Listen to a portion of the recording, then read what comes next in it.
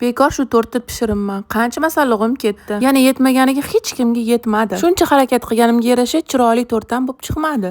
Baba Safiyadan sotib olsam bo'larkan, 500 mingga zo'r tort berardi. Har doim uyingizda tort pishirsangiz, shunaqa o'ylovlar miyangizda aylanadimi? Ko'chani tortini 3 ta relsda sizga o'rgatib qo'ydim. Bu 3-qismi. Biskvit va nachinkasini o'rganish uchun oldingi relslarimni ko'rishingiz kerak bo'ladi. Uyda tayyorlaydigan tortimizni bugun yasatamiz. Men shanti kremidan foydalandim. Tayyorlanishini sizga aytib ketsam, 1 suv bilan aralashtirasiz. 23 diametrli tortimizga bitta stakan shanti, bitta stakan muzli suv ketdi. Yanada ham chiroyli va sochni chiqishi uchun men ranglardan foydalandim. Tortimiz ustini chiroyli qilib tekislab olgandan keyin shunaqa chiroyli qo'g'irchoqlardan qo'yib chiqdim. Chunki tort egalari ikkita qizalog'im edi. Katta qizim 9 yosh, kichkina qizim esa 2 yoshga to'ldi. Eng qizig'i ikkalasini ham bir kunda dunyoga keltirganman. Shu orada sizga kremini sirlarini aytib ketaman. Agar shanti kukuningizdan muzdek holatda bo'lsa, u muzdek suvga aralashtirsangiz zo'r krem chiqadi. Tayyorlagan tortimdan qizlarim xursand bo'lishdi va meni bahri dilim ochildi. Videoni o'tkazib olishga shoshilmang, videoni oxirida razrezlarini ko'rishingiz mumkin. Albatta siz ham videolardan o'rganib, uyingizda o'zingiz tayyorlab bersangiz bo'ladi. Farzandlarimiz quvonchi, bizning baxtimiz. Menga obuna bo'ling, tortim retseptini yo'qotib qo'ymaslik uchun o'zingizga saqlab oling.